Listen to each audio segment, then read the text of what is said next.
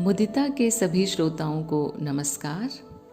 कई साधकों के साथ ऐसा देखने में आता है कि जब वो अध्यात्म में आते हैं तो आने के कुछ समय बाद उनकी सभी इच्छाएं पूरी होने लगती हैं। जो मुख्य इच्छाएं हैं सांसारिक भी, जैसे शरीर के रोग ठीक हो गए या कुछ और सांसारिक इच्छा या छोटी मोटी आध्यात्मिक इच्छाएं, इस तरह का। लेकिन फिर भी उन्हें लगता है कि संतोष नहीं है, शांति नहीं है। तो फिर उन्हें प्रश्न उठता है कि मुझे चाहिए क्या, मैं क्या खोज रही हूँ। तो ये बड़ा ही महत्वपूर्ण प्रश्न है, क्योंकि कुछ साधक तो अध्यात्म में आते ही इसलिए हैं क्योंकि उनको ये प्रश्न उठता है। सारी इच्छाओं से, संसार से विरक्ति होने लग जाती है, फिर उन्हें समझ नहीं आता, तो वो सोचते हैं कि मुझे क्या चाहिए।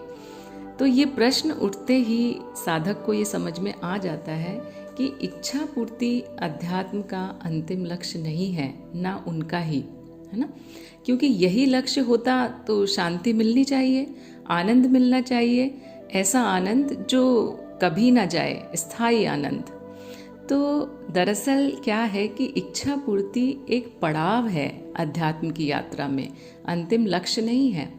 अध्यात्म की यात्रा शुद्धिकरण की यात्रा है, कुछ नई योग्यताएं हासिल करने की यात्रा है।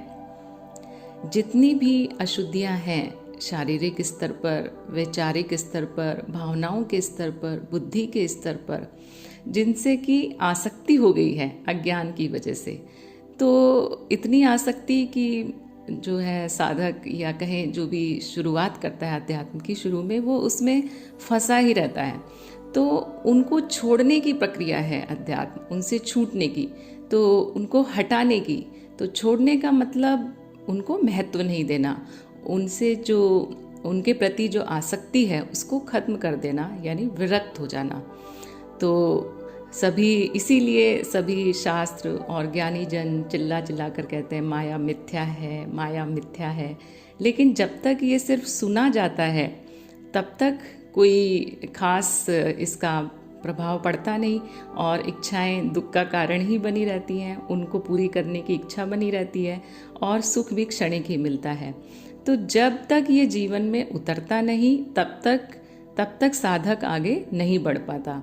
तो इस तरह से इच्छा पूर्ति हो करके उसको ये समझ आता है, ये उसके जीवन में उतरता है, उसको ये अनुभव होता है कि हाँ, इच्छा पूर्ति से वो चीज़ नहीं मिल रही है, वो आनंद, वो शांति नहीं मिल रही है जो मुझे चाहिए थी। तो ये मेरा भ्रम ही था कि इच्छाएं पूरी होने से जो है मुझे आनंद मिल जाएगा। तो अब प्रश्न ये उठता है कि फिर मुझे क्या चाहिए, है ना। तो जो चाहिए वो है कि अपने सत्य शुद्ध स्वरूप में स्थित हो जाना, उस चित्त के परे चले जाना। तो इस अवस्था में क्या होता है, स्वीकार भाव आ जाता है। ये अच्छी तरह से समझ में आ जाता है कि जो आवश्यक है वो अपने आप पूरा हो जाएगा, और जो नहीं हो रहा है वो इसका मतलब अनावश्यक है, उसकी इतनी ज़रूरत भी नहीं है। तो अध्यात्म का लक्ष्य यही है कि उस आनंद स्वरूप स्थिति में आ जाना। इस तरह से इस स्वीकार भाव की अवस्था में आकर के शांति और आनंद का जीवन जिया जा सकता है।